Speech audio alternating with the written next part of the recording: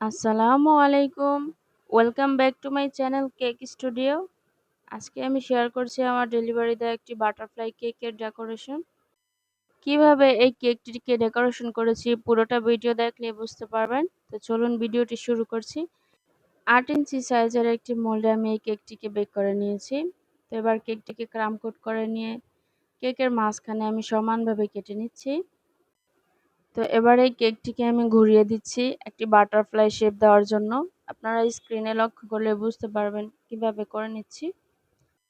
সোজা সাইডটাকে আমি বাইরের দিকে রেখেছি। দেখেন খুব সহজে একটি বাটারফ্লাই শেপ চলে এসেছে। তো এবার আমি মাঝ বরাবর কোণা করে কেটে নিচ্ছি। দোনো সাইডে আমি কোণা করে কেটে নিচ্ছি। এতে করে পুরোপুরি বাটারফ্লাই শেপ চলে আসবে। তো এবার আমি ক্রাম কোট করে নিচ্ছি অল্প পরিমাণ ক্রিম দিয়ে। যারা আমার চ্যানেলে নতুন আসছেন প্লিজ আমার চ্যানেলটিকে সাবস্ক্রাইব করে দিবেন এবং পাশে থাকা বেল আইকনটি প্রেস করে দিবেন নতুন নতুন এবং সহজ ভিডিওগুলো দেখার জন্য। আর যারা ফেসবুক পেজ থেকে দেখছেন তারা আমার পেজটিকে ফলো করে দিবেন। তো আমার কেকটিকে ক্রাম কোট করে নেওয়া হয়ে গেছে। এবার আমি একটি পাইপিং ব্যাগের মধ্যে ক্রিম ভরে পুরো কেকের সাইডে দিয়ে দিচ্ছি। পাইপিং ব্যাগ দিয়ে ক্রিম দিলে খুব সহজেই কেকের ফিনিশিং আনা যায়। কেকের পুরো সাইডে ক্রিম দেওয়া হয়ে গেছে। এবার আমি উপরের সাইডেও ক্রিম দিয়ে সমান করে নিচ্ছি একটি প্যালেট নাইফের সাহায্যে। এই কেকটা যে আপুটা অর্ডার করেছিল তিনি ছিল আমার রিপিট ক্লায়েন্ট। এর আগেও আমার থেকে অনেকগুলো কেক নিয়েছে এবং সবসময় খুব ভালো রিভিউ দিয়েছে আলহামদুলিল্লাহ। এই কেকটাকে আপুটা ঢাকা নিয়ে গিয়েছিল তার আত্মীয়ের বাসায়। তো আমাদের বাসা থেকে ঢাকা তো অনেক দূরে ছিল।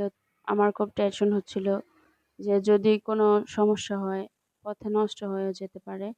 কিন্তু আলহামদুলিল্লাহ কোনো সমস্যা হয়নি। এই কেকের ডিজাইনটা আপু নিজেই পাঠিয়েছিল আমাকে, বলেছিল আপু এইভাবে কেকটা তৈরি করে দিয়েন। তো আমি সেভাবেই করার ট্রাই করেছি। তো এবার একটি প্যালেট নাইফের মাথায় আমি ক্রিম নিয়ে একটি ডিজাইন করে দিচ্ছি। এখানে একটি রোজ নজল দিয়ে আমি একটি রোজ তৈরি করে নিচ্ছি। এই নজলটার কোনো নাম্বার ছিল না।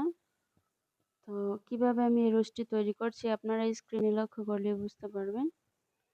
এই রোজগুলো আসলে প্র্যাকটিসের ব্যাপার, যত বেশি প্র্যাকটিস করা যায় তত সুন্দর করে তৈরি করে নেওয়া যায়। তো এই রোজ নজলটা ছিল 224 নাম্বার রোজ নজল। তো এখানে আমি অনেকগুলো কালারের রোজ তৈরি করে নিব। তো এবার আমি ইয়েলো কালারের রোজ তৈরি করে নিচ্ছি। এই রোজ নজলটারও কোনো নাম্বার ছিল না।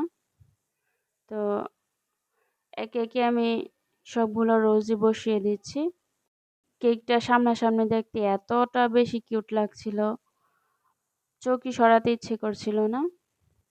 তো আপুটাও কেকটাকে খুব বেশি পছন্দ করেছিল, বলেছিল আপু অনেক বেশি সুন্দর হয়েছে ডিজাইন এবং খেতেও অনেক বেশি মজার হয়েছিল।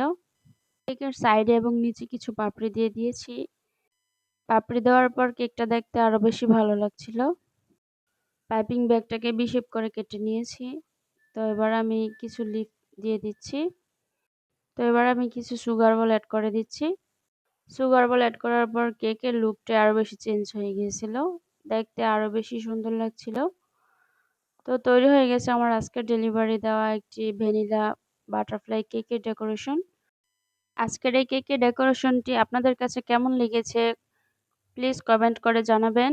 তো সবাই অনেক বেশি ভালো থাকবেন, সুস্থ থাকবেন। কথা হবে নতুন কোনো ভিডিওতে। আল্লাহ হাফেজ।